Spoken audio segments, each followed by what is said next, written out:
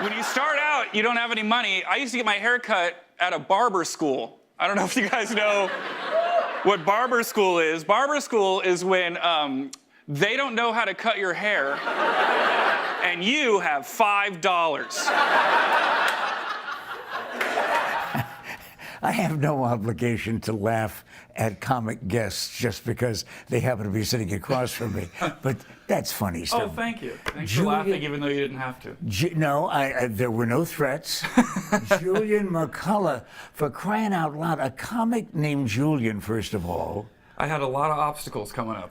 Julian was one of them. Well, and the other one is that you're a graduate of Rutgers. You just you don't meet a lot of funny folks coming out of Rutgers. No, you don't. No, we're so depressed by the time we get out of there that we're not very funny. When you go to Rutgers, though, and you are a graduate, right? Yes, I did graduate. Yeah. Does a 2.2 GPA mean you graduated? Barely? We're forgetting all of those things. Okay, good. The State University of New Jersey. Yes. And one of the most famous things that I can think of coming out of Rutgers, besides a lot of really smart people, Ozzie Nelson. Ozzie Nelson. The Ozzie and Harriet Show. Oh. Rick Nelson's dad. Yeah. And didn't see him. He was a quarterback 107 years ago or something like that out of Rutgers. And that was one of the funniest things coming out of Rutgers.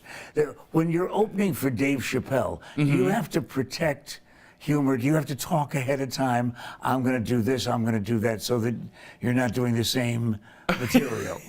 Dave Chappelle and I have almost no overlap in terms of what we talk about.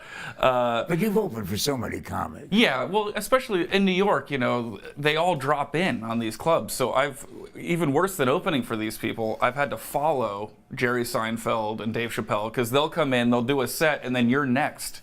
And you start by apologizing, and then you do your act, That's tough company. Yeah, and you usually thank them for opening for you. That's the line. But you obviously have done it successfully enough that you made a career out of it. Yeah, absolutely. I'm here. Including the peak of your career right now, the Arizona Daily Mix. Yeah, everybody said I wouldn't do it, but here I am. And tonight, all weekend long, Rick Bronson's House of Comedy. Yes, I love that club. It's great. Do you work the West a lot?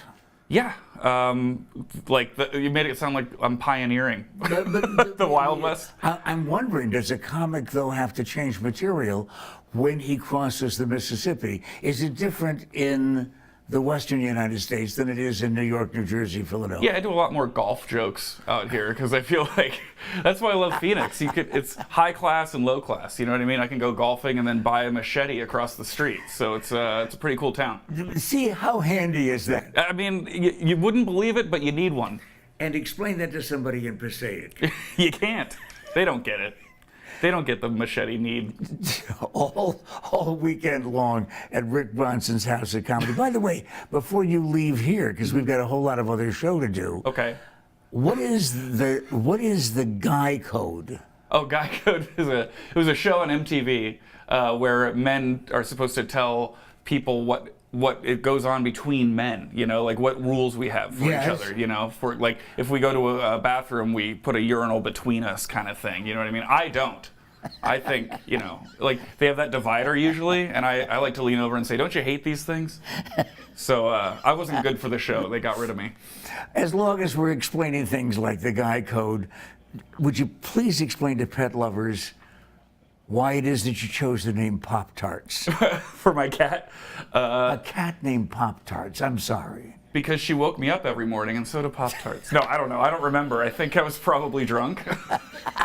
Is that okay, Pat? Well, you do a lot of drunk material, too. And Thank you. Come on out. And a lot of drunk Russian jokes. And yes. If that doesn't pull people across Arizona into Rick Bronson's House of Comedy. Absolutely. Right? Well, Julian McCullough will. Are you going to come to the show? You have no choice.